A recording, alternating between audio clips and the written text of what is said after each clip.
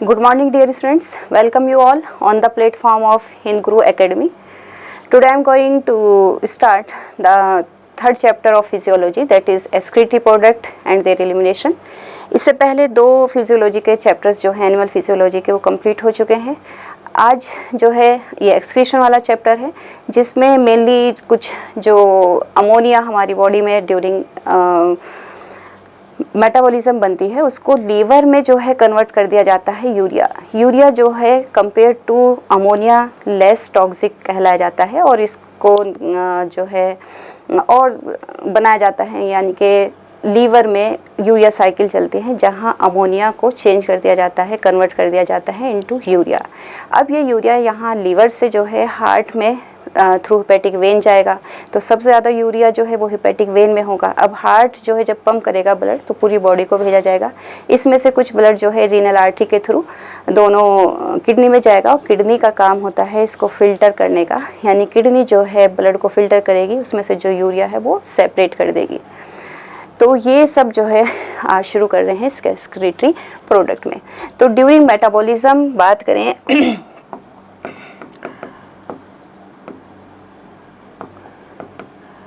बहुत सारे waste product बनते हैं मेटाबॉलिज्म से. During metabolism produce many waste product. इसमें मेनली जो है हमारे पास लाइक अमोनिया जो कि यूरिया में कन्वर्ट कर दिया जाता है, या फिर यूरिक एसिड. कुछ एनिमल्स में यूरिक एसिड भी बनता है. कुछ हमारी बॉडी में जो है टॉक्सिक CO2 भी बनती है. कुछ सल्फेट और फॉस्फेट भी. इवन कुछ मेटाबॉलिक वेस्ट वाटर भी जो है ये सब बॉडी के अंदर जो है ड्यूरिंग मेटाबॉलिज्म डिफरेंट एनिमल्स में बनते हैं. इनको एक्सक्रीट करना कम या कम्प्लीटली जो है एक्सक्रीट करना, बॉडी से एलिमिनेट करना ज़रूरी होता है. तो इनके एलिमिनेशन के लिए जो है डिफरेंट स्ट्रक्चर भी होगी. सिंपल अगर हम इन्वर्टिब्रेट्स की बात करें तो इन्वर्टिब्रेट्स से बहुत ही सिंपल सी स्ट्रक्चर होती है, ट्यूबुलर स्ट्रक्चर होती है जो कि फिल्टर करने का काम करेगी. और यही जब हम हायर एनिमल्स यानी कॉर्डेट में बात करेंगे तो वहाँ इसके लिए जो है एक पर्टिकुलर ऑर्गन किडनी होगा, जो किडनी जो है ब्लड को फिल्टर कर देगी. तो इस तरह से एनिमल्स के अंदर इतनी तरीके के डिफरेंट जो है वेस्ट प्रोडक्ट बन रहे हैं, इनको एलिमिनेट करना ही जो है एक्सक्रीशन कहलाया जाएगा. अब एनिमल्स इसके बेस पे तीन तरह के हो सकते हैं.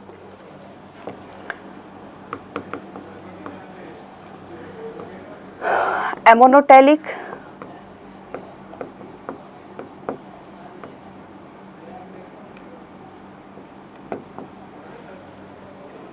और यूरियोटैलिक और यूरिको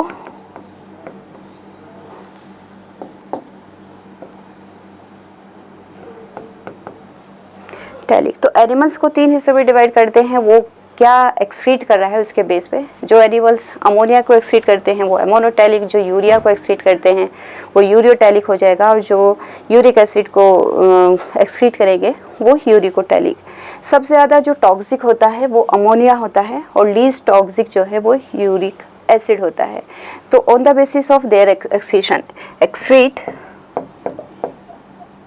अमोनिया, यूरियोटैलिक पे यूरिया और यूरिकोटैलिक में यूरिक एसिड. इसमें से मोर टॉक्सिक जो होता है वो अमोनिया है और लीस्ट टॉक्सिक जो होता है वो यूरिक एसिड है. तो अमोनिया मोर टॉक्सिक है, इसको एलिमिनेट करने के लिए मोर वाटर की ज़रूरत होती है. ज़्यादा टॉक्सिक है तो need more water, need more water to eliminate. और ये रेडिली सोल्यूबल भी होता है। अमोनिया जो है पानी में आराम से सोल्यूबल हो जाता है। तो through general body surface mainly जो है इसको एक्सक्रीट किया जाता है, यानी कि जो लोअर ऑर्गेनिजम्स होते हैं, एक्वेटिक एनिमल्स होते हैं, पानी में है तो एक्सक्रीट करेंगे अमोनिया को through general body surface, readily soluble हो जाएगा वाटर में और एलिमिनेट हो जाएगा। यूरिया की बात करें तो यूरिया मैक्सिमम जो है वो एनिमल्स एक्सक्रीट करेंगे जो कि टेरेस्ट्रियल एनिमल्स होते हैं, वो यूरिया को। और यूरिया के लिए जो है इस कंपैरेटिवली कम वाटर की ज़रूरत होगी। यूरिक एसिड में बहुत ज़्यादा वाटर को कंजर्व किया जाता है, यानी कि मैक्सिमम जो है सॉलिड फॉर्म में जो है यूरिक एसिड को एक्सक्रीट करते हैं। तो नीड मोर वाटर और लीस्ट वाटर जो है इसके लिए चाहिए। अब किस में होता है उसके लिए एग्जाम्पल है, जैसे अमोनोटैलिक जो है ये मिलेगा बोनी फिश और कुछ एक्वेटिक एम्फीबियंस।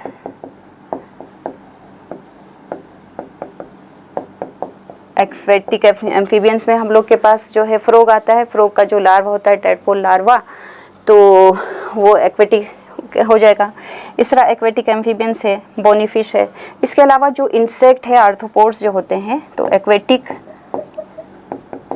इंसेक्ट ये भी जो है अमोनिया को एक्सक्रीट करते हैं और थ्रू जनरल बॉडी सरफेस कर देंगे। लेकिन जो फिश वगैरह होती हैं वो अमोनिया ना एक्सक्रीट करके अमोनियम आयंस को एक्सक्रीट करती है, थ्रू गिल्स कर देती है। उनके पास गिल्स होते हैं तो गिल्स के थ्रू जो है अमोनियम आयंस को एक्सक्रीट करते हैं, जबकि एक्वेटिक एम्फीबियंस, एक्वेटिक इंसेक्ट्स जो हैं थ्रू जनरल बॉडी सरफेस भी कर लेते हैं। इसमें जो है किडनी का एज सच जो है कोई रोल नहीं होता। तो kidney role is insignificant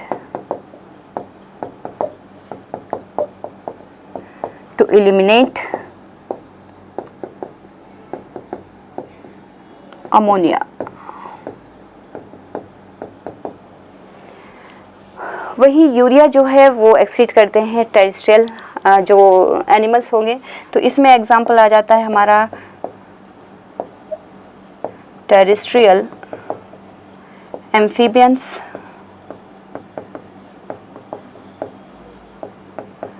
marine fish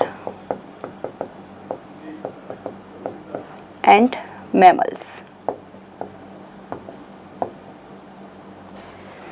यानी यूरिया जो है लीवर में रहा है, अमोनिया को कन्वर्ट कर दिया जाता है यूरिया में। 2 molecules of ammonia, 1 molecule of CO2 मिलके ये जो है यूरिया साइकिल, जिसको ऑर्निथीन साइकिल भी कहते हैं, इसमें सिट्रुलिन और ऑर्निथीन 2 अमीनो एसिड यूज होते हैं। तो यूरिया साइकिल लीवर में चलती है, वहाँ पे अमोनिया कन्वर्ट हो जाता है यूरिया में, फिर यूरिया ब्लड में आ जाएगा। तो यहाँ पे जो है किडनी का सिग्निफिकेंट रोल होता है। किडनी जो है यूरिया को फिल्टर कर देती है ब्लड से। थर्ड है हमारा यूरिकोटैलिक, यूरिक एसिड, ये जो है लीस्ट वाटर चाहिए।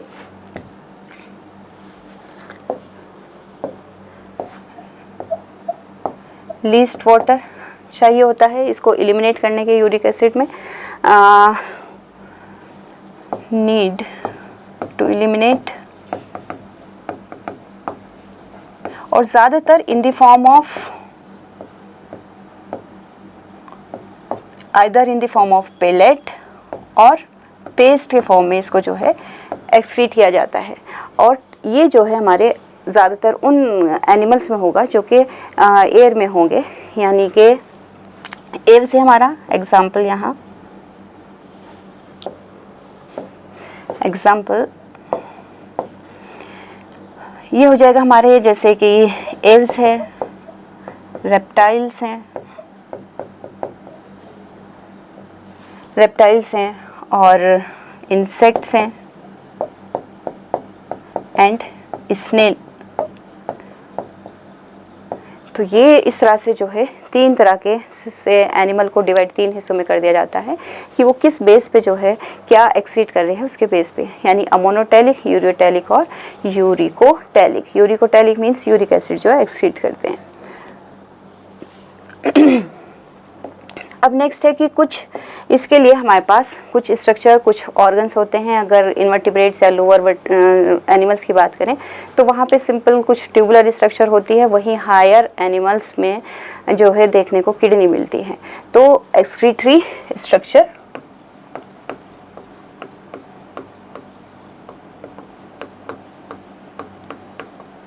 excretory structure in invertebrates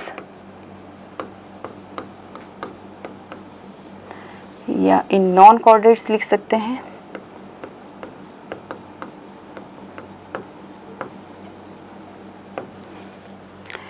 ये सिंपल ट्यूबुलर होती हैं,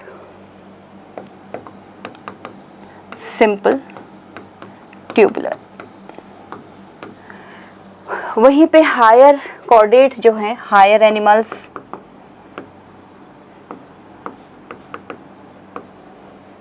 या फिर कॉर्डेट्स की बात करें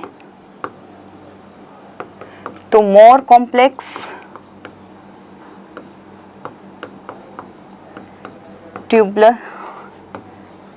स्ट्रक्चर। किडनी जो है वो मिलती है to excrete all these excretory product. Kidney जो है वो सिर्फ इसका एक्सक्रीशन ही नहीं करती है एक्सक्रीटरी प्रोडक्ट का, साथ में जो है ऑस्मोरेगुलेशन का भी रोल अदा करती है। यानी कि जो भी आयोनिक बैलेंस है या फिर जो है बॉडी फ्लूइड्स की वॉल्यूम है उसको भी मेंटेन करती है साथ में। तो सबसे पहले है हमारे पास प्रोटोनेफ्रिडिया।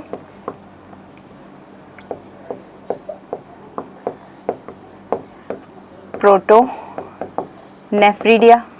सिंपल ट्यूबुलर स्ट्रक्चर होगी प्रोटोनेफ्रिडिया, और ये जो है प्लेटिहेल्मिन्थ्स यानी कि फ्लैट वॉर्म्स प्लेनेरिया में मिलती है। फ्लैट वॉर्म्स प्लेनेरिया, कुछ रोटिफर्स, इसके बाद अलावा सम एनिलिड्स एंड सिफेलोकॉर्डेट्स। सिफेलोकॉर्डेट में सिलेबस में क्या है हमारे पास, एम्फीऑक्सस। तो यहाँ पे जो है हमें ये प्रोटोनेफ्रिडिया, इसी को फ्लेम सेल्स भी कह देते हैं, तो ये मिलती है प्रोटोनेफ्रिडिया। फिर थोड़ा और आगे चलते हैं तो नेफ्रिडिया, अगेन नेफ्रिडिया भी जो है सिंपल ट्यूबुलर स्ट्रक्चर होती है। ये अर्थ फॉर्म में और अदर एनिलिड्स में मिलती है।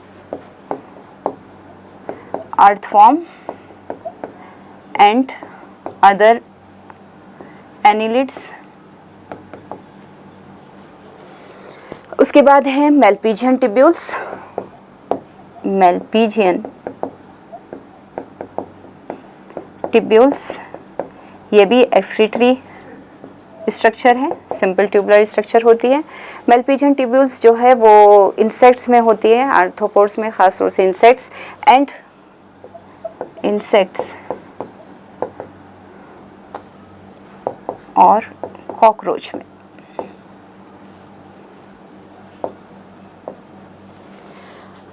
तो प्रोटोनेफ्रिडिया, नेफ्रिडिया, मेलपीजियन टिब्यूल्स, इसके अलावा कुछ एंटीनल ग्लैंड्स, एंटीनल ग्लैंड्स या फिर ग्रीन ग्लैंड्स बोल देते हैं, ग्रीन ग्लैंड्स, ये भी सिंपल ट्यूबुलर स्ट्रक्चर होती है। ये पाई जाती है crustaceans like prawn, crustaceans like prawn. ये जितना भी हम लोग ने लिखा है nephridia, Malpighian tubules, antennal glands, ये सब जो है एक्सक्रीशन के साथ साथ जो है वो बॉडी फ्लूइड्स को भी की वॉल्यूम को भी मेंटेन करता है। बट प्रोटोनेफ्रिडिया जो है मेनली आयनिक बैलेंस करता है।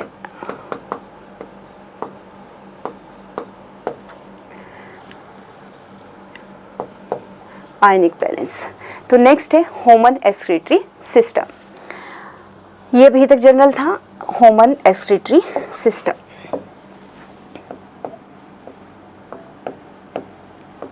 Human excretory system includes human excretory system जो है वो वन पेयर किडनी होती है। किडनी थोड़ा bean shape reddish brown colour की होगी। तो दो किडनी होती है, दोनों किडनी से एक एक जो है ट्यूब बाहर आती है, जो यूरिन को इकट्ठा करके लेके आएगी, उसको तो यूरेटर हो जाएगी। तो one pair of kidney, one pair of ureter. और ये यूरिन जो फिल्टर होके बन के आ रहा है, इसको स्टोर किया जाएगा urinary bladder. Urinary bladder single होता है, तो includes one pair of kidney, one pair of ureter,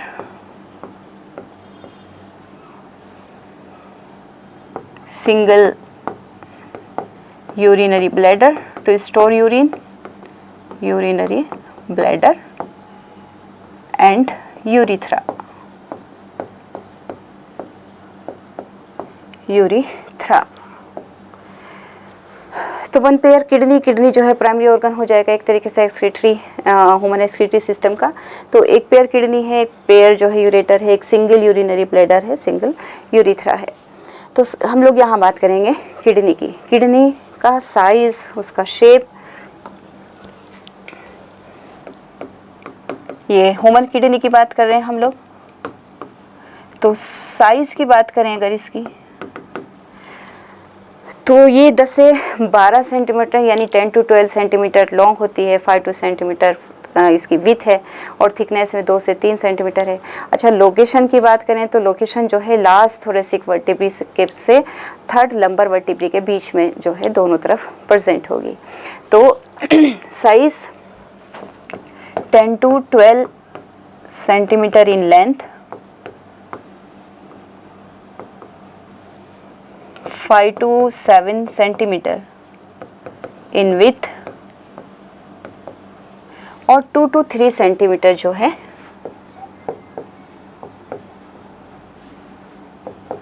ये थिक होगी।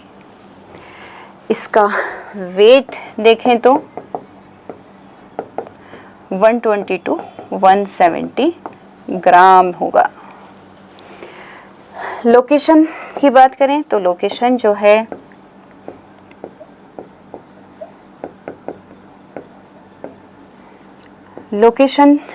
लास्ट थोरेसिक वर्टिब्री से थर्ड लंबर वर्टिब्री के बीच में होती है। तो locate between last thoracic vertebrae, last thoracic vertebrae 12 होती हैं, तो लास्ट है तो मतलब T12 हो गई, और नंबर L से डिनोट करते हैं, थर्ड है तो L3 हो गई। तो बिटवीन T12 टू L3 ये जो है इसके बीच में इसकी लोकेशन होती है। Locate between last thoracic vertebrae T12 and third lumbar vertebrae,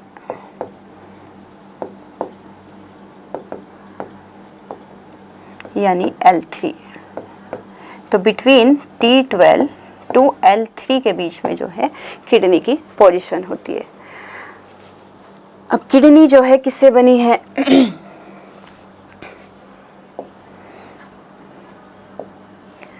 देखिए,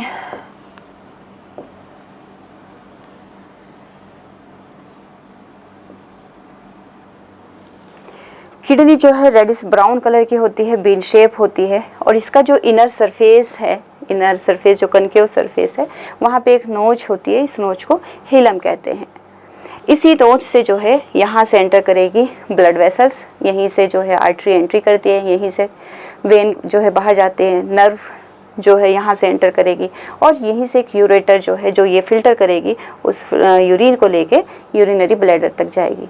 तो किडनी का जो इनर सरफेस है, जो जहाँ भी एक नोच लाइक दिखाई देता है, इसको कहेंगे हिलम। अब ये हिलम जो है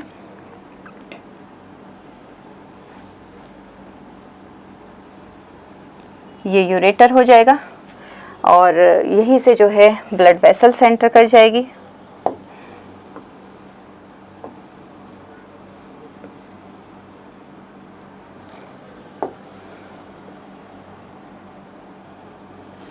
ब्लड वेसल सेंटर कर जाएगी।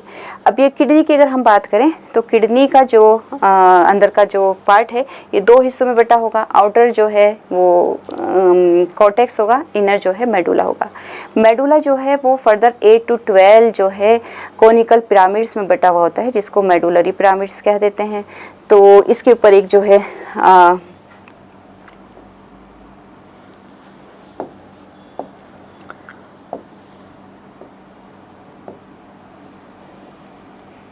ये जो है कैप्सूल है जो कि किडनी के ऊपर रहेगा इस तरह से, और इसका जो अंदर का पार्ट है वो कॉर्टेक्स और मेडुला में बटा होगा। तो कॉर्टेक्स और मेडुला जो है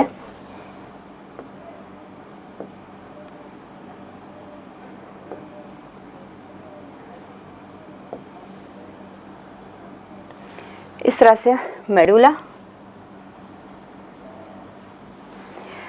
तो किडनी के दो पार्ट हो गए, आउटर कॉर्टेक्स है, इनर जो है मेडुला है। मेडुला में फिर बहुत सारे यानी 8 to 12 जो है वो कोनिकल पिरामिड्स, जिसको मेडुलरी पिरामिड्स कह देंगे। तो ये कॉर्टेक्स, मेडुलरी पिरामिड,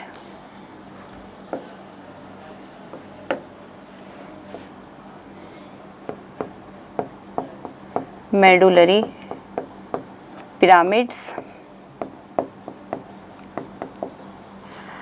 जो पार्ट कॉर्टेक्स का जो है वो बिटवीन दिखता है इन मेडुला के बीच में एंटर करता हुआ, ये वाला जो पार्ट है, यानी कि कुछ पार्ट कॉर्टेक्स का वो एंट्री ले लेता है बिटवीन द मेडुलरी पिरामिड, इसको कहते हैं कॉलम ऑफ बर्टीनी। ये जो है कॉलम ऑफ बर्टीनी कहलाया जाएगा, कॉलम ऑफ बर्टीनी, यानी कि जहाँ से कॉर्टेक्स जो है वो इन मेडुलरी पिरामिड के बीच में है। अब यहाँ पे जो अंदर है ये एक कोनिकल जो है पार्ट होता है, जिसको पेल्विस कहते हैं। ये जो है पेल्विस, यहाँ जो ये हमें डिप्रेशन दिख रहा है ये हिलम, यूरेटर, और ये जो है हमारे पास ये जो है ये कैलाइसिस जो है वो माइनर कैलिक्स, मेजर कैलिक्स दो तरह के होते हैं, आगे डिटेल में बताएंगे, माइनर एंड मेजर कैलिक्स। अब हर एक जो किडनी है वो 1 मिलियन नेफ्रॉन से मिलके बनी होती है, यानी कि यहाँ जो सेल है वो नेफ्रॉन है। तो नेफ्रॉन जो है एक किडनी के अंदर 1 मिलियन यानी कि 10 लाख एक किडनी में है, 10 लाख दूसरी किडनी में है। जो नेफ्रॉन है वो जो है हमारे पास यहाँ इस तरह से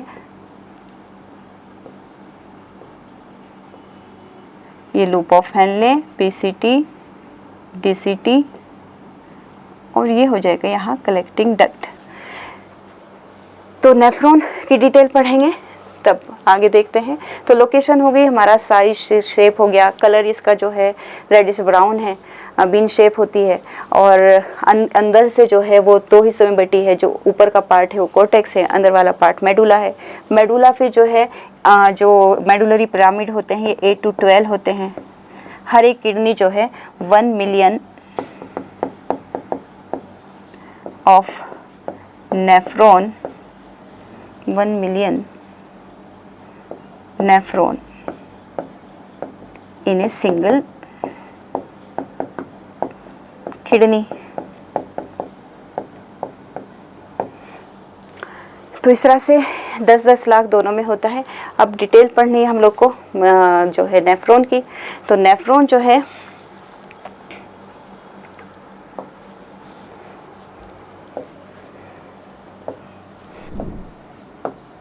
ईच किडनी जो है वो 1 मिलियन या फिर कहीं है 10 लाख नेफ्रॉन से बनी है। नेफ्रॉन की बात करें तो नेफ्रॉन जो है, नेफ्रॉन के पार्ट्स ग्लोमेरुलस,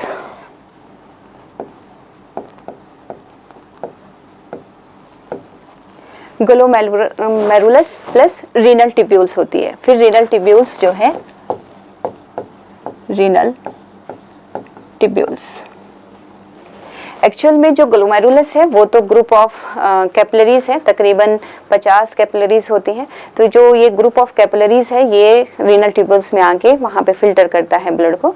तो ग्लोमेरुलस अलग है, ये तो ब्लड का कैपिलरीज का ग्रुप है। रीनल ट्यूब्यूल जो है सिंपल ट्यूबुलर स्ट्रक्चर है एक तरीके से। रीनल ट्यूब्यूल्स के बहुत सारे 4 टाइप्स के पार्ट होते हैं। सबसे पहले है यहाँ बॉमन कैप्सूल्स, बॉमन्स कैप्सूल। फिर बॉमन कैप्सूल से ओपन होता है प्रॉक्सिमल कन्वोल्यूटेड ट्यूब्यूल में, पीसीटी कहेंगे। बहुत ज़्यादा कन्वोल्यूटेड ट्यूब्यूल्स होती है, इसको बोलेंगे PCT, proximal convoluted tubules, PCT. फिर जो है हेयर पिन स्ट्रक्चर आती है, that is called Henle's loop, Henle's loop. इसके 2 पार्ट होते हैं, एक डिसेंडिंग लिम्ब होती है जो कि अंदर मेडुलरी रीजन में डीपली जाता है, फिर असेंडिंग लिम्ब होती है, वापस कोर्टेक्स में आता है। कोर्टेक्स में आने के बाद अब हेनलेज लूप जो है वो एक्सटेंड होता है इनटू डिस्टल कन्वोल्यूटेड ट्यूब्यूल, यानी जो बॉमन कैप्सूल के पास है वो प्रॉक्सिमल हो गया, जो हेनलेज लूप के बाद जो वापस जो है कन्वोल्यूटेड ट्यूब्यूल्स आती है कोर्टेक्स में, वो वाला पार्ट को कह देंगे डिस्टल कन्वोल्यूटेड ट्यूब्यूल्स, डीसीटी। इतना होता है हमारी रीनल ट्यूब्यूल्स। ये रीनल ट्यूब्यूल्स जो है फाइनली यहाँ से फिल्ट्रेट को जो है यूरिन में कन्वर्ट करेगी। तो जब तक यहाँ रीनल ट्यूब्यूल्स में है तब तक उसको फिल्ट्रेट कहते हैं। और अब ये जो है बहुत सारी रीनल ट्यूब्यूल्स एक साथ एक कलेक्टिंग डक्ट में ओपन हो जाती है। तो यहाँ से जो है फर्दर क्या आएगा, कलेक्टिंग डक्ट, कलेक्टिंग डक्ट।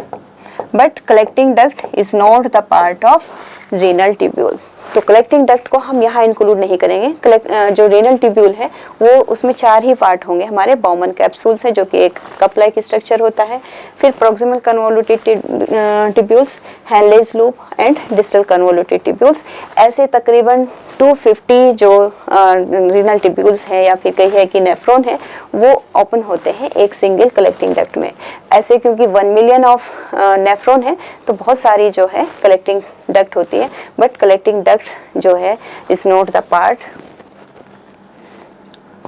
लिख देती हूँ, is not the part of nephron. Further जो है यहाँ पे जो बॉमन कैप्सूल्स हम लोग देख रहे हैं और ग्लोमेरुलस देख रहे हैं, ये दोनों आपस में मिल के बनाते हैं एक structure that is called Malpighian body, या फिर कह देंगे रीनल कॉर्पसेल्स। यानी ग्लोमेरुलस को भी इसके साथ ही ऐड कर दिया जाता है, तो ये कहलाई जाएंगी मेलपीजियन बॉडी और रीनल कॉर्पसेल्स बनाते हैं।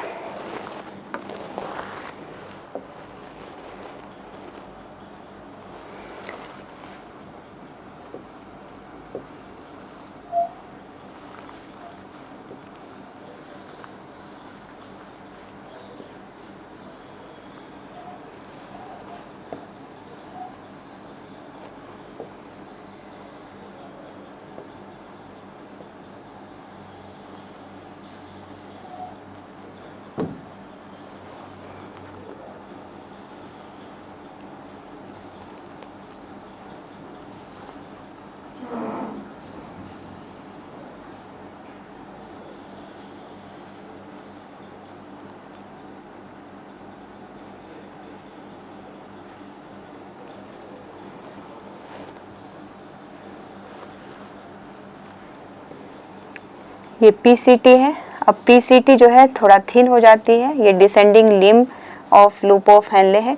यहाँ पे ये पतली होके वापस जब ऊपर की तरफ चलती है जिसको असेंडिंग लिम्ब कहते हैं, तो फिर से जो है थिक हो जाती है, ऐसे फिर से एंटर करती है कॉर्टेक्स में यहाँ पे, और अब फिर से कन्वोल्यूटेड हो जाती है, इसको बोलेंगे DCT।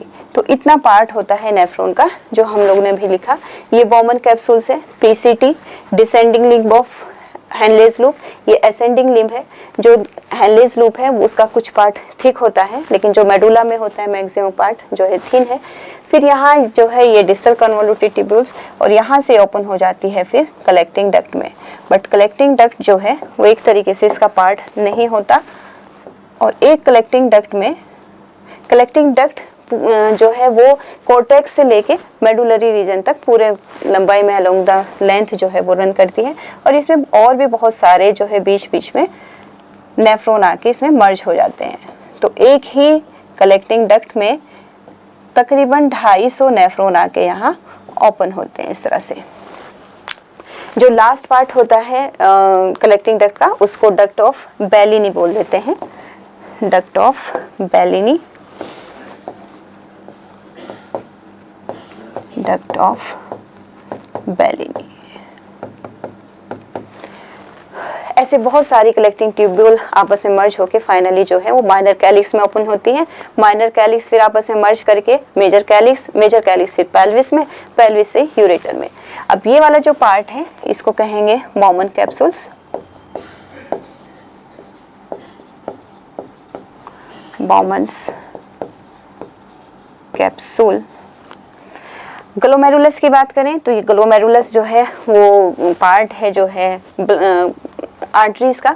तो जो रीनल आर्टरी, जो एक रीनल आर्टरी जो है एक किडनी में आती है, वो बहुत सारी फर्दर एफरेंट आर्टियोल्स में जो है ब्रेक डाउन होती है। यानी कि अगर हम 1 मिलियन नेफ्रॉन मान रहे हैं तो 1 मिलियन ही क्या होंगी, एफरेंट आर्टियोल्स होंगी।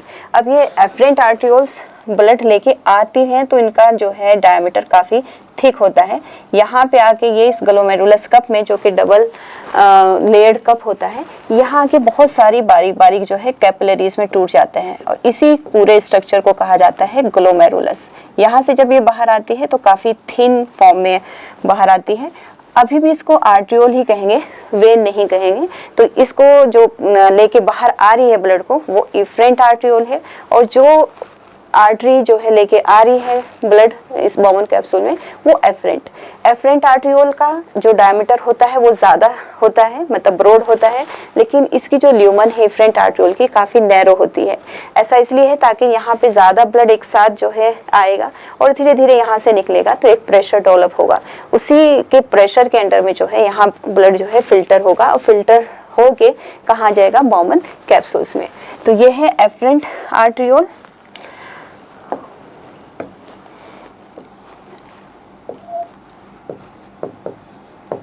Efferent arteriole,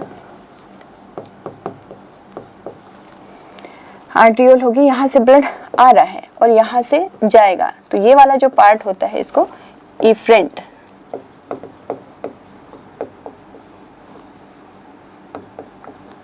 efferent arteriole.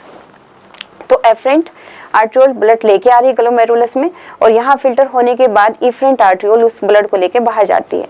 क्योंकि प्रेशर ज़्यादा है तो मैक्सिमम चीज़ें यहाँ पे फिल्टर हो जाती हैं, जो चीज़ें काम की है वो भी बाहर आ जाती हैं। इसलिए इफरेंट आर्ट्रियोल जो है फिर जो है क्वाइल्ड हो जाती है PCT, DCT और लूप ऑफ हेनले के चारों तरफ भी, ताकि मैक्सिमम चीज़ों को वापस जो है ब्लड में रीअब्सॉर्ब किया जाए। एब्जॉर्ब नहीं कहेंगे, रीअब्सॉर्ब करेंगे, क्योंकि इंटेस्टाइन से ऑलरेडी चीज़ें एब्जॉर्ब की गई थी। अब यहाँ पे क्योंकि फिल्ट्रेट जो फिल्टर होके आ गया है उससे एब्जॉर्ब करना है, इसलिए इसको रीअब्सॉर्प्शन कहेंगे। अब ये जो इफरेंट आर्ट्रियोल है ये बारीक बारीक कैपिलरीज में होके यहाँ से एक इस तरह से जो है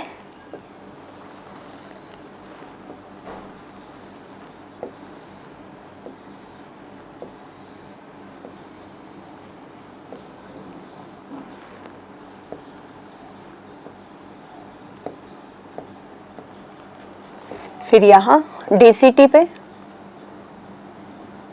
और फिर DCT जो है वो फाइनली यहाँ इस लूप ऑफ हेनले के चारों तरफ होते हुए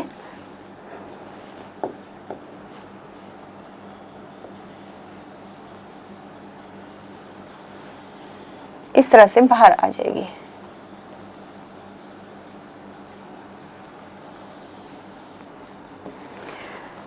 तो चारों तरफ ये जो कैपिलरीज हैं ये इसके चारों तरफ जो है घूमती है ताकि चीज़ों को यहाँ से जो चीज़ें काम की थी, जो फिल्ट्रेट में चली गई है, उसको वापस रीअब्सॉर्ब किया जा सके। और अगर ब्लड में कोई चीज़ ऐसी रह गई है जो वेस्ट प्रोडक्ट है, उसको वापस फिल्ट्रेट में डालना चाहते हैं तो वो सिक्रीशन भी हो सकता है। तो ये चारों तरफ जो है इसके कॉइल हो जाती है, जो भी हम पीसीटी है, डीसीटी है और हैंडलेस लूप है। तो इस तरह से इनकी नेमिंग करते हैं। बॉमन कैप्सूल्स हो गया, ये वाला पार्ट ग्लोमेरुलस,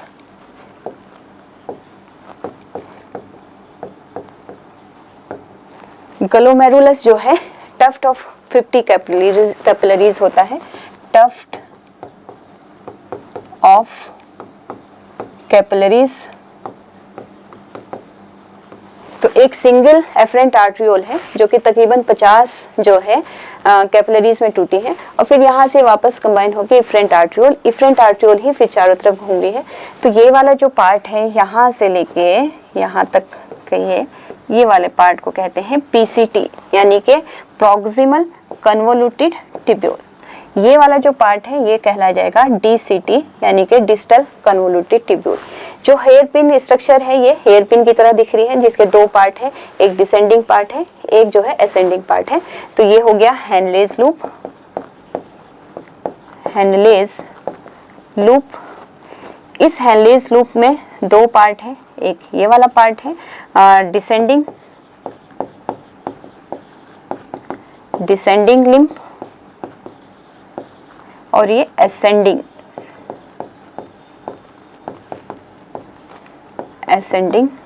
लिम्ब। तो ये वाला जो है, ये वाला पार्ट जो है डिसेंडिंग लिम्ब है, ये ऊपर की तरफ जा रहा है फिल्ट्रेट को लेके, तो ये असेंडिंग लिम्ब है। हमारा यहाँ से फिल्ट्रेट ऐसे आएगा, यहाँ नीचे जाएगा, मतलब ये वाला पार्ट कहाँ है, मेडुला रीजन में है। जो हमारा कोर्टेक्स रीजन में बॉमन कैप्सूल है, पीसीटी है, डीसीटी है। तो लूप ऑफ हैंले जो है वो डीप होता है मेडुला में। यहाँ से फिर वापस जो है ऊपर की तरफ आएगा तो असेंडिंग लिप हो जाएगा, फिल्ट्रेट अब जो है यहाँ से ऊपर की तरफ फ्लो करेगा, फाइनली यहाँ से कलेक्टिंग डक्ट में। अब जो ये कैपिलरीज है जो कि इसके चारों तरफ हो रही है, इसको पेरीट्यूबुलर कैपिलरीज कह देंगे। ये वाला जो पार्ट है ये पेरीट्यूबुलर कैपिलरी,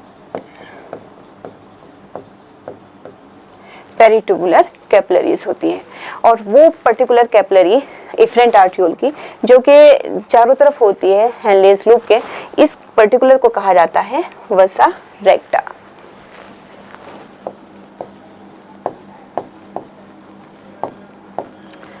वसा रेक्टा यानी कि वो कैपिलरीज जो कि हैंडलेस लूप के चारों तरफ है, प्लस जो हैंडलेस लूप है, ये दोनों रिस्पॉन्सिबल होते हैं to form the concentrated urine.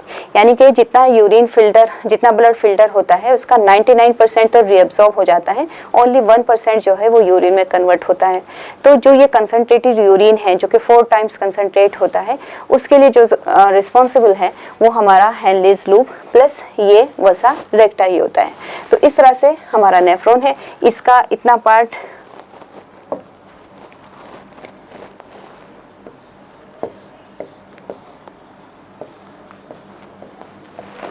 इससे ऊपर के पार्ट को कोर्टेक्स और ये वाला पार्ट को मेडुला कहते हैं। मेडुला यानी कि जो कि किस में डिवाइड था, 8 से 12 नंबर जो है मेडुलरी पिरामिड, 8 से 12 medullary pyramids in each kidney.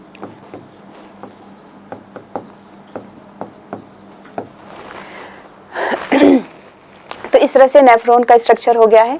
Renal tubules है जो येलो कलर में बनाई है, और जो ये बना है ये ग्लोमेरुलस है। लेकिन दोनों को मिला के ग्लोमेरुलस और बॉमन कैप्सूल को भी क्या लिखा हम लोगों ने पीछे, मेलपिजियन बॉडी या फिर रीनल कॉर्पस्कल्स हो जाएगी। रीनल ट्यूब्यूल्स की बात करें तो 4 पार्ट्स हो गए हैं, ये बॉमन कैप्सूल्स है, ये पीसीटी, फिर हैंडलेस लूप, ये डीसीटी। जो ब्लड लेके आ रही है उसका डायमीटर ज्यादा है, that is called efferent arteriole. जो यहाँ से ग्लोमेरुलस से ब्लड इकट्ठा करके बाहर आएगी that is called efferent arteriole. इसका जो डायमीटर होता है काफी जो है नैरो होता है कंपेयर टू एफरेंट। फिर जो इफ्लेंट आर्ट्रियोल है ये फर्दर कैपिलरीज में जो है टूटेगी और पीसीटी डीसीटी के चारों तरफ जो है क्वाइल्ड हो जाएगी। उसी में से एक कैपिलरीज जो है वो हेनलेस लूप के चारों तरफ है। इस पर्टिकुलर कैपिलरीज को वसा रेक्टा कहते हैं। जो यहाँ कंसंट्रेशन पढ़ेंगे हम लोग, मैक्सिमम जो मेडुलरी रीजन में जो ऑस्मोलैरिटी है, हाई ऑस्मोलैरिटी रहती है कॉर्टेक्स में जहाँ 300 मिली ऑस्मोल है, वहीं पे मेडुला में ये तकरीबन 1200 मिली ऑस्मोल होती है। तो इतनी जो हायर जो ये ऑस्मोलैरिटी है ये मेडुला रीजन में NaCl और जो है यूरिया की वजह से है, ये मेंटेन रहती है इन्हीं दोनों की वजह से, हेनलेस लूप और जो है वसा रेक्टा से। अब ये जो नेफ्रॉन है ये भी दो तरह के हैं। कुछ नेफ्रॉन को जो मैक्सिमम नेफ्रॉन होते हैं वो कॉर्टिकल नेफ्रॉन कहलाए जाते हैं, जहाँ पे जो हेनलेस लूप है ये इतना शॉर्ट होता है कि मेडुला जो होता है उसमें बहुत कम पार्ट होता है, यानी हेनलेस लूप जो है वो ऑलमोस्ट नील होता है, बहुत ही छोटा होगा, तो वो मेडुलरी जो पिरामिड से उसके अंदर जो है डीपली नहीं जा पाएगा। तो ऐसे नेफ्रॉन को कॉर्टिकल नेफ्रॉन कहेंगे। और जो नेफ्रॉन में हेनलेस लूप जो है बहुत डीपली मेडुलरी रीजन में जाएगा, काफ़ी लंबा होगा साइज में, तो उस नेफ्रॉन को जो है जक्स्ट्रा मेडुलरी नेफ्रॉन कहेंगे। हालांकि जक्स्ट्रा मेडुलरी नेफ्रॉन जो होते हैं वो नंबर में बहुत कम है, ओनली 15% है। जो कॉर्टिकल है वो जो है 85% है। फिर भी जो है मैक्सिमम जो कंसंट्रेशन यूरिन के लिए जो रिस्पॉन्सिबल है वो जक्स्ट्रा मेडुलरी नेफ्रॉन ही है। दोनों में से कोई सा भी टाइप के होंगे, सब के सब फाइनली कलेक्टिंग डक्ट में ही ओपन होंगे। और जो इसका लास्ट पार्ट है कलेक्टिंग डक्ट का, इसको डक्ट ऑफ बेलिनी कहेंगे। तो नेफ्रॉन जो है यहाँ दो तरह के हैं।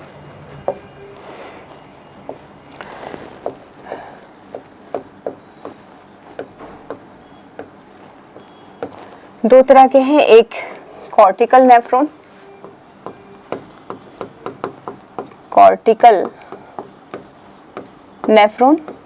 एंड सेकेंड इज जक्स्टा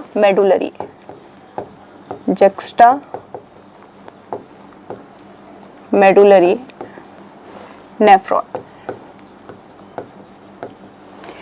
इनका मैक्सिमम पार्ट जो है वो कॉर्टेक्स रीजन में होता है और हेनलेस लूप जो है वो बहुत ही कम डेवलप होता है। तो कॉर्टिकल नेफ्रॉन जो है इनका नंबर वैसे ज़्यादा है, 85% होता है। जक्स्ट्रा मेडुलरी जो नेफ्रॉन है ओनली 15% होते हैं, ईच किडनी में 15% है। अब दोनों में और क्या क्या डिफरेंसेस हैं, तो मैक्सिमम part in cortex ये reach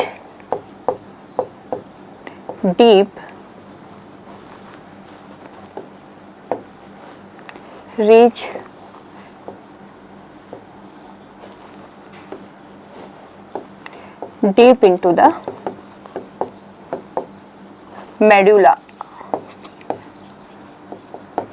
यहाँ पे वसा रेक्टा, हेनलेस लूप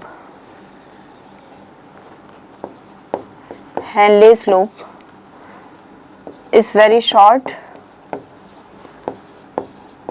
बहुत छोटा होता है, इसलिए कॉर्टेक्स में ही है ऑलमोस्ट। यहाँ पे जो है हेनलेस लूप लॉन्ग होता है, हेनलेस लूप लॉन्ग, साइज में काफी बड़ा होगा। अब ये साइज में अगर बड़ा है तो उसके चारों तरफ जो पेरिट्यूबुलर कैपिलरीज की एक पर्टिकुलर कैपिलरीज है जिसे वसा रेक्टा कहते हैं, तो वो यहाँ पे वेल डेवलप होगी, प्रेजेंट होगी, यहाँ प्रेजेंट ही नहीं होगी। तो वसा रेक्टा प्रेजेंट है, यहाँ वसा रेक्टा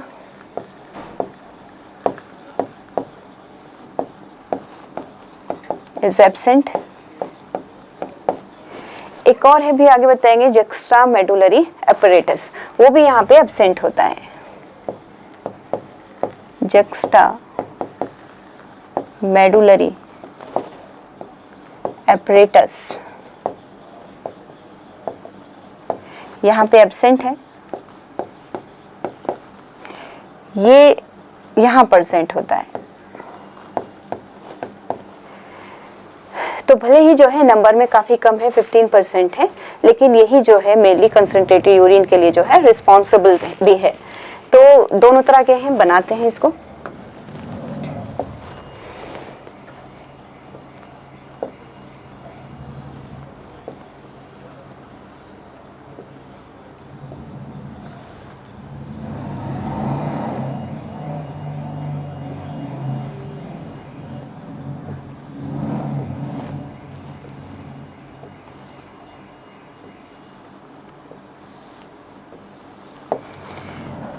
ये होगा हमारा जो है कॉर्टिकल नेफ्रॉन।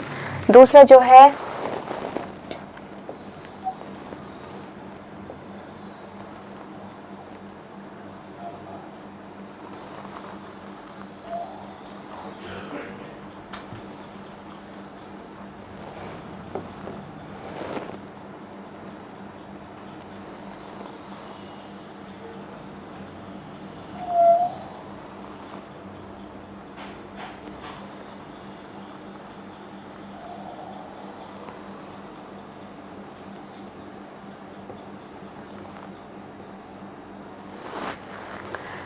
इस तरह से है।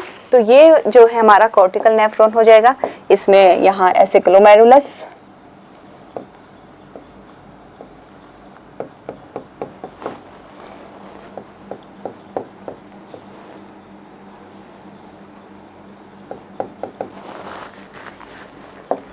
ये कलेक्टिंग डक्ट है। एक ही कलेक्टिंग डक्ट में बहुत सारे 250 जो है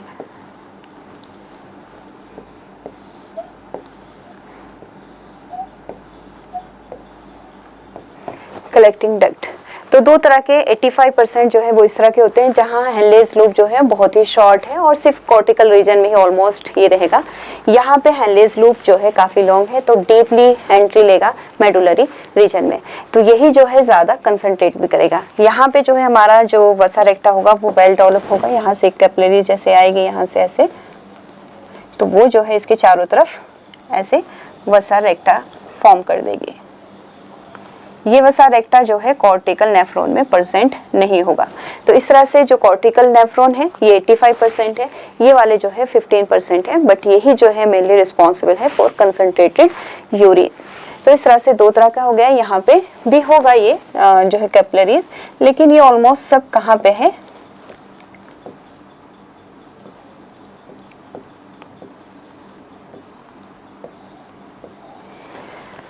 वेल डेवलप वसा रेक्टा या फिर वेल डेवलप हेनलेस लूप नहीं रहेगा।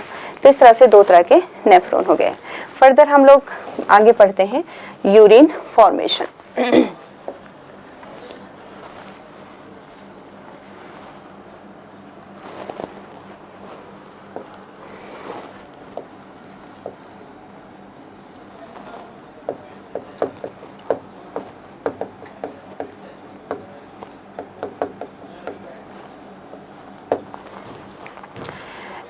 तो मैमल्स में भी ड्यूरिंग मेटाबॉलिज्म जो है वो अमोनिया ही बनता है, लेकिन अमोनिया को कन्वर्ट किया जाता है यूरिया में, क्योंकि यूरिया जो है वो कम टॉक्सिक होती है कंपेयर टू अमोनिया।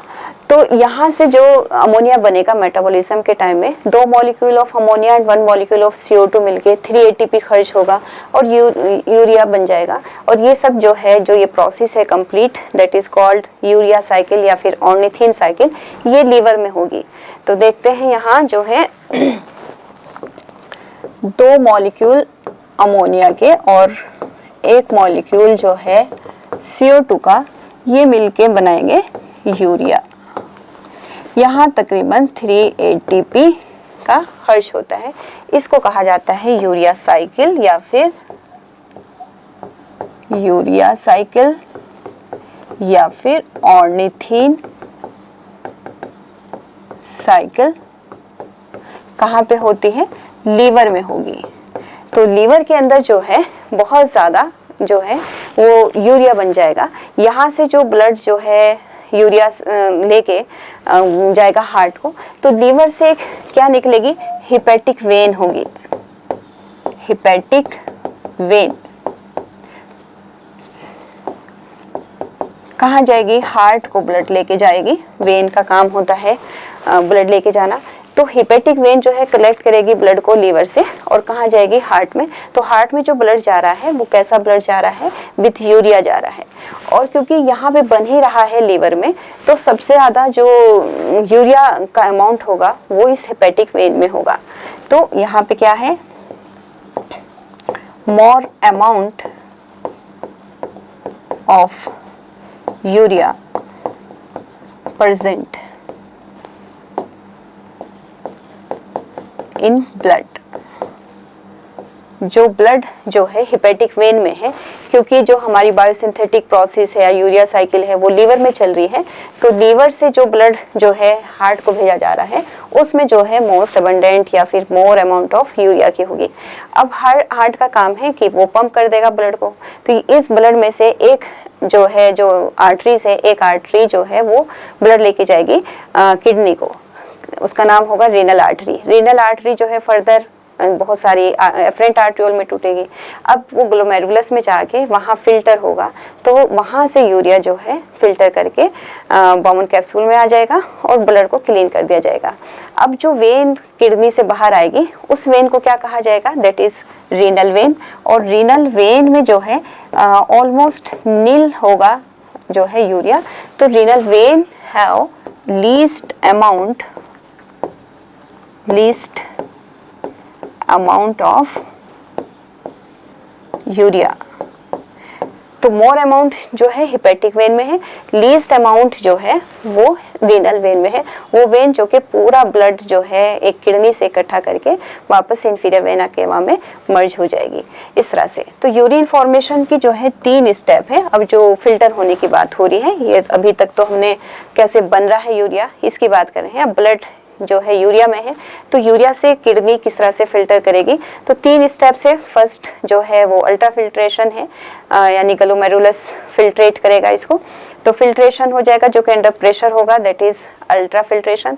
फिर रीअब्जॉर्प्शन, क्योंकि प्रेशर के अंडर में जब ब्लड जो है फिल्टर हो रहा है तो उसमें बहुत सारी चीज़ें काम की है। फॉर एग्जांपल ग्लूकोज होता है, अमाइनो एसिड, डायबिटिक अगर पेशेंट नहीं है तो यूरिन में फिर बिल्कुल भी जो है ग्लूकोज नहीं होना चाहिए। इसी तरह अमाइनो एसिड हैं, कुछ और भी जैसे बाइकार्बोनेट आयन होते हैं, बफरिंग का काम करते हैं, तो वो भी नहीं होने चाहिए। तो ऐसे बहुत सारी चीज़ें हैं जो फिल्ट्रेट में आ जाती हैं, क्योंकि अल्ट्रा फिल्ट्रेशन होना है, उसको वापस रीअब्जॉर्प्शन करना है। तो सेकेंड स्टेप जो है रीअब्जॉर्प्शन है। रीअब्जॉर्प्शन मैक्सिमम जो है वो पीसीटी में हो जाएगा, प्रोक्सिमल कन्वोल्यूटेड ट्यूब्यूल्स में, और ज़्यादा जो है रीअब्जॉर्प्शन हो जाए इसलिए पीसीटी की जो अंदर की लाइनिंग होती है वो ब्रश बॉर्डर एपिथेलियम होती है to increase the surface for reabsorption. तो मैक्सिमम एब्जॉर्प्शन जो है 70 to 80% जो है वो पीसीटी में ही हो जाएगा। देखते हैं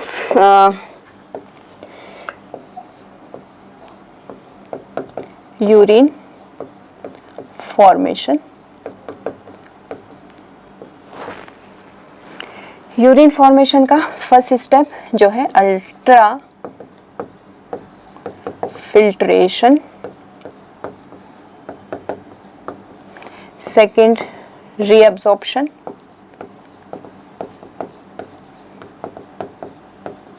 and third one is tubular secretion. तो फिल्ट्रेशन पढ़ते हैं पहले, ये बॉमन कैप्सूल्स।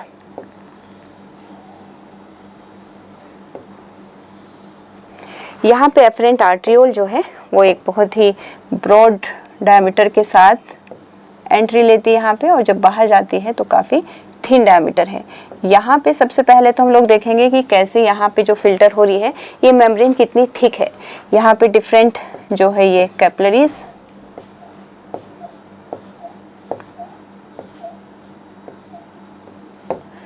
इस तरह से कैपिलरीज है। अब ये जो है efferent arteriole,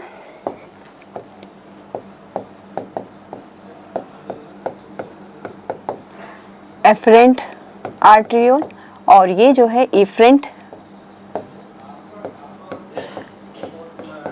arteriole.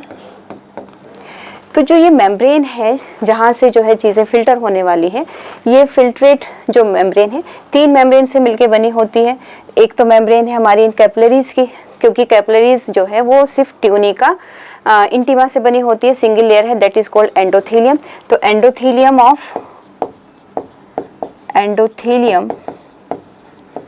Of capillaries. उसके बाद हमेशा एपिथेलियम किस पर रेस्ट करता है? Basement membrane.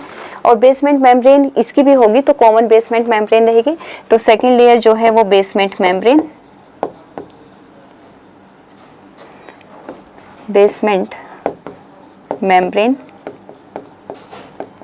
और थर्ड होगी जो बॉमन कैप्सूल है, इसमें ये सिंपल क्या है, स्क्वामस एपिथेलियम से ये लेयर होती है। तो एपिथेलियम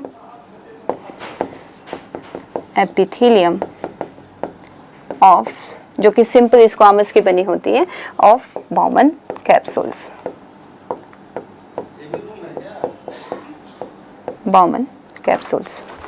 अब जो हमारा ये बॉमन कैप्सूल्स है, ये 3 लेयर हो गए हैं, काफ़ी थिन है, तो चीज़ें इजीली जो है यहाँ से फिल्टर हो जाएगी, यहाँ से ऐसे फिल्टर होंगी।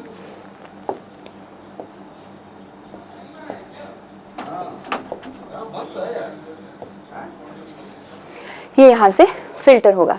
अब फिल्टर होगा तो अंडर प्रेशर होगा, यहाँ ज़्यादा तेज़ी से ब्लड आ रहा है, बहुत धीरे धीरे यहाँ से जाएगा। तो इस प्रेशर में अब यहाँ कौन कौन सा प्रेशर है वो थोड़ा सा यहाँ लिखते हैं। एक प्रेशर होगा हमारे ग्लोमेरुलस का, यहाँ मैं करती हूँ।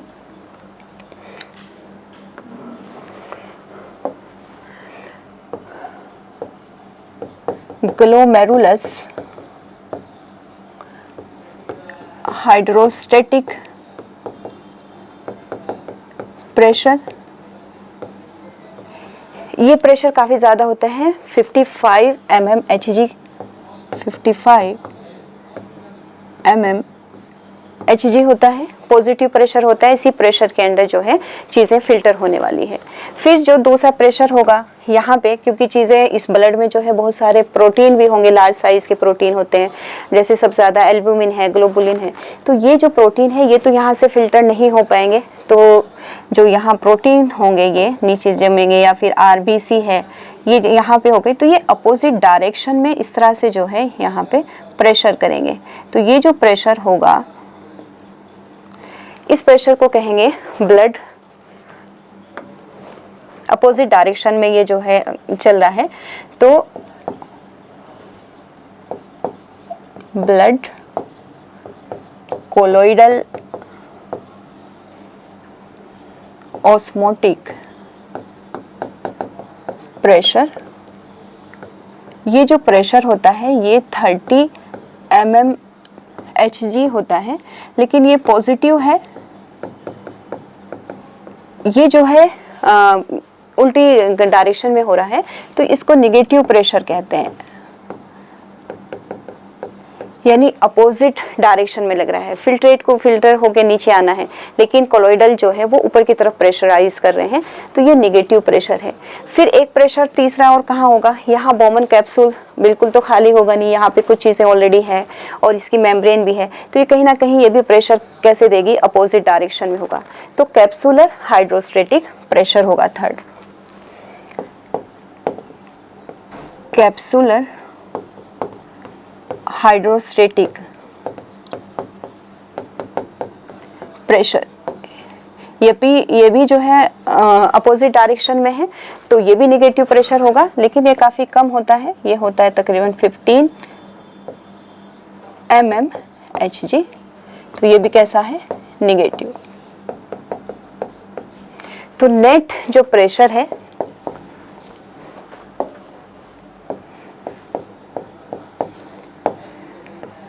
नेट फिल्ट्रेट जो प्रेशर है वो कैसा प्रेशर होगा, 55 माइनस 30 प्लस 15, तो ये रहेगा हमारा 55 यानी कि कितना है होगा 10 mm Hg।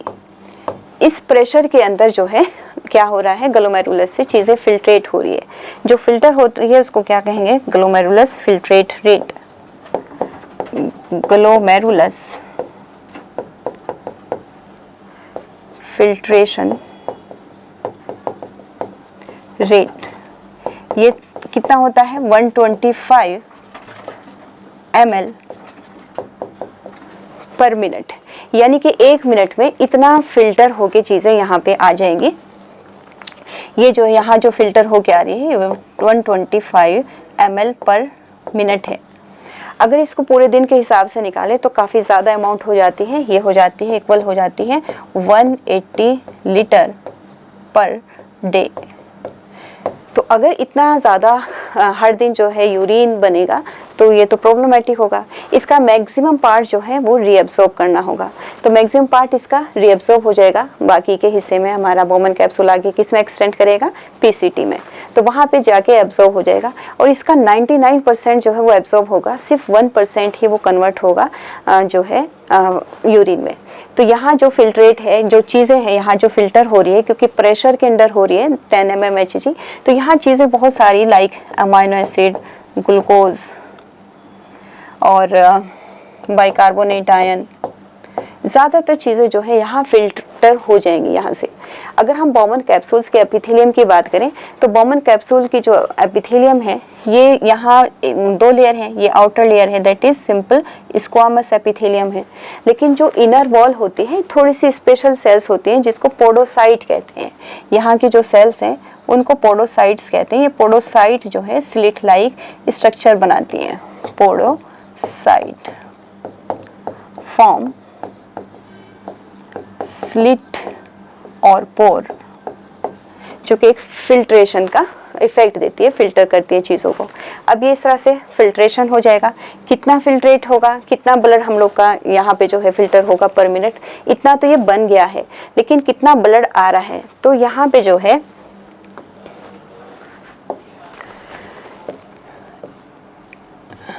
1100 to 1200 ml blood जो है वो पर मिनट फिल्टर हो रहा है इस ग्लोमेरुलस से। ब्लड फिल्टर हो रहा है बाय ग्लोमेरुलस। ये जो ब्लड है 1100 to 1200 ये ब्लड है। अगर इसकी प्लाज्मा की बात करें तो क्योंकि प्लाज्मा जो है वो 55% होता है ब्लड में, तो अगर हम प्लाज्मा की बात करें तो प्लाज्मा कितना हो जाएगा 650 ml प्लाज्मा फिल्टर होगा, जो कि कितना होगा हमारा जो कार्डियक आउटपुट हम लोग निकालते हैं उस कार्डियक आउटपुट का 1/5 पार्ट होता है। तो और 1/5 part of cardiac output. Cardiac output क्या है, दोनों जो वेंट्रिकल है वो पर मिनट जो है स्ट्रोक वॉल्यूम प्लस जो है हार्ट बीट रेट होता है। स्ट्रोक वॉल्यूम कितनी होती है 70, हार्ट बीट रेट क्या होता है 72 टाइम्स, तो उसको करके जो निकलता है वो कार्डियक आउटपुट होता है 1/5 पार्ट ऑफ कार्डियक आउटपुट। तो इस तरह से ये अल्ट्रा फिल्ट्रेशन प्रेशर जो है 10 mmHg के अंडर में जो फिल्ट्रेशन होके सारी चीज़ें फिल्टर होके मैक्सिमम क्या चीज़ें फिल्टर नहीं होंगी, जो फिल्टर नहीं होगी वो क्या होंगे, proteins and RBC do not filter, और इन्हीं की वजह से वो ऑस्मोटिक प्रेशर जो है अप्लाई होता है जो कि 30 mmHg है, नेगेटिव प्रेशर होता है। तो नेक्स्ट आता है हम लोग के का जो है सेकंड स्टेप यूरिन फॉर्मेशन। ये क्या होगी, रीअब्सॉर्प्शन। रीअब्सॉर्प्शन करना है तो सेकंड रीअब्सॉर्प्शन। तो अब जो ग्लोमेरुलस से चीज़ें फिल्टर हो गई और बहुत सारी काम की चीज़ें रखते हुए बॉमन कैप्सूल में आया। अब ये जो फिल्ट्रेट है ये आगे बढ़ेगा पीसीटी में।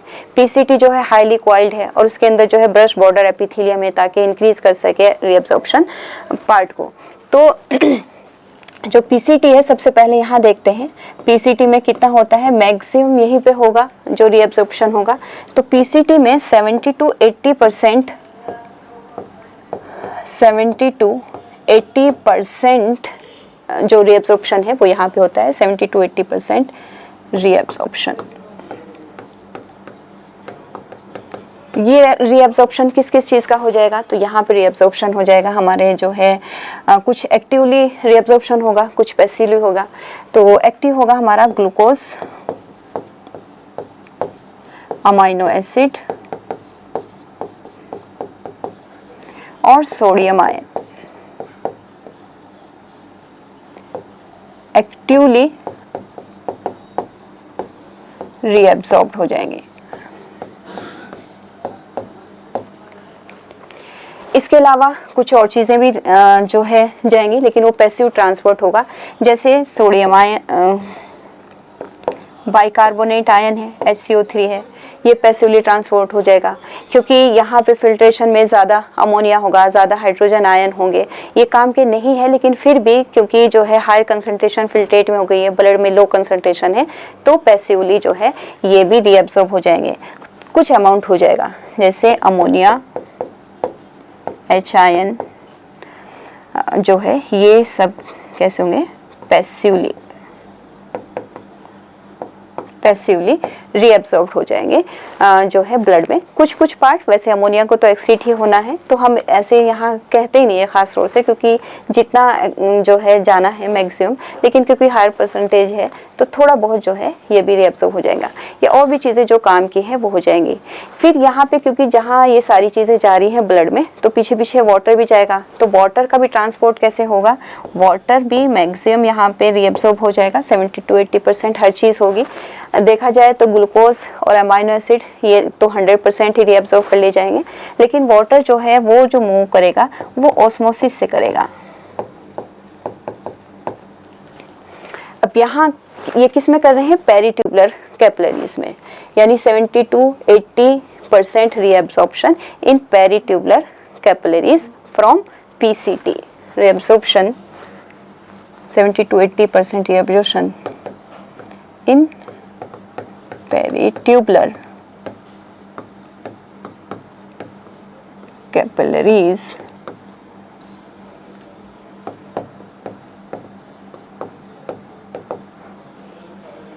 from PCT। तो ब्लड में चली जाएंगी चीज़ें जो भी यहाँ पे है। अब यहाँ के बाद आता है हमारा हेनलेस लूप।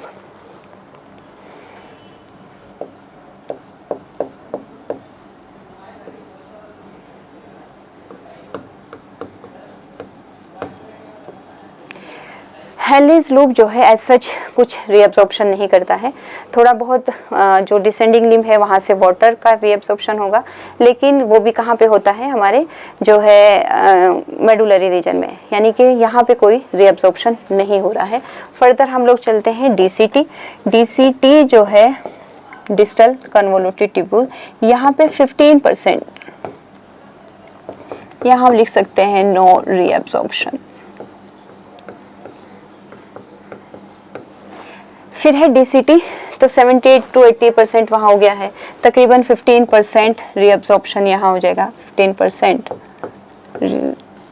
और ये कंडीशनल होता है, कंडीशनल रीअब्सॉर्प्शन।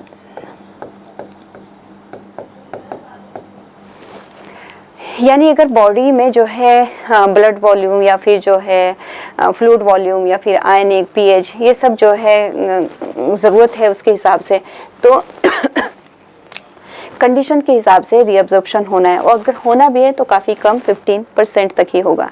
तो यहाँ पे जो चीज़ें जो बच गई है, जिन चीज़ों को रीअब्सॉर्ब करना होगा वो कंडीशनल कैसे होगा यहाँ पे, तो यहाँ पे जो है किसके अंडर में होगा, ADH के अंडर में होगा। जैसे वाटर ही है, किसी रोज़ जो है पानी कम है बॉडी के अंदर, तो उसको मेंटेन करने के लिए अब हाइपोथैलेमस से क्या आएगा, ADH आएगा।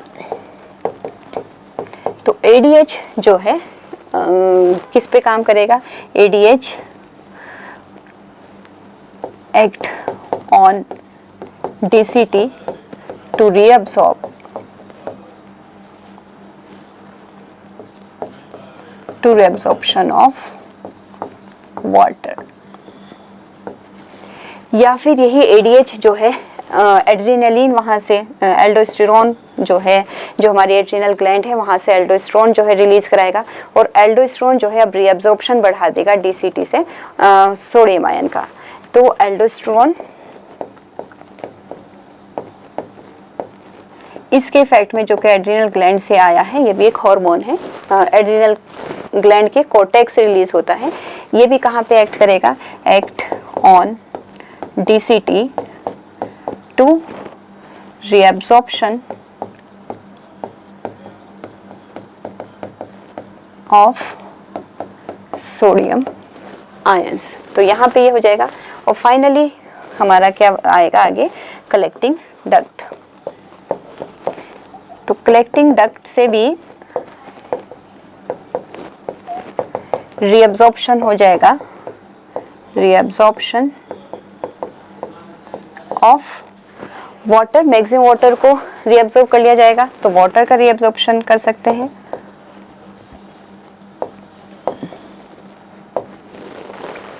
ये यहाँ पे हो जाएगा थोड़ा बहुत यूरिया। अब जो है नेक्स्ट हम लोग का है यहाँ पे सिक्रीशन, ट्यूबुलर सिक्रीशन।